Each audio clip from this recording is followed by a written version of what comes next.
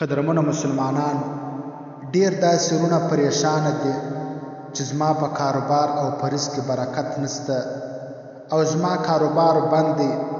داسې وظیفه راوښیه چې زما په کاروبار او رزق کې برکت راشي. نو هغه دې په دا حدیث شریف باندې عمل وکړي، نو انشاءالله د ده په رزق کې به برکت راشي. حضرت عبدالله بن عمر رضی الله عنه یو پلا په بازار کې و. د جماعت وخت رالی، د وکتله فوراً په ټوله بازار کې دکانونه بند سوله او مسجد ته خلک روان سوله.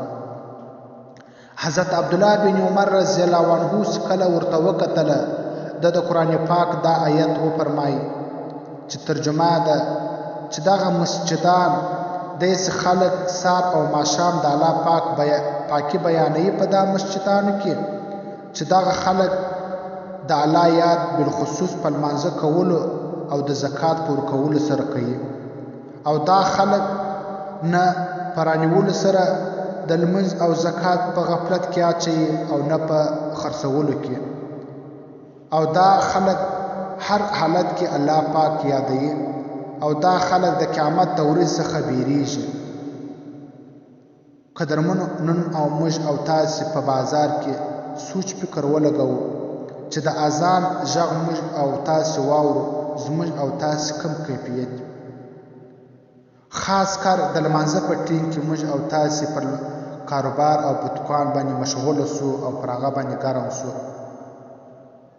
د کاروبار او د رزق چابي او کلي زموږ او تاسې په خپلو جوربو کې دي. په خپله هغه جیب کلي نه استعمالوو، نو کاروبار کې به برکت چیرې راشي. که چیرې موږ او تاسې د کاروبار سره سره د الله پاک یاد وکړو، د 5 وخته لمونځ په جماعت سره پایبندي وکړو او د زکات ورکړو، نو بیا به انشاءالله تعالی زموږ او تاسې په کاروبار کې به برکت راشي.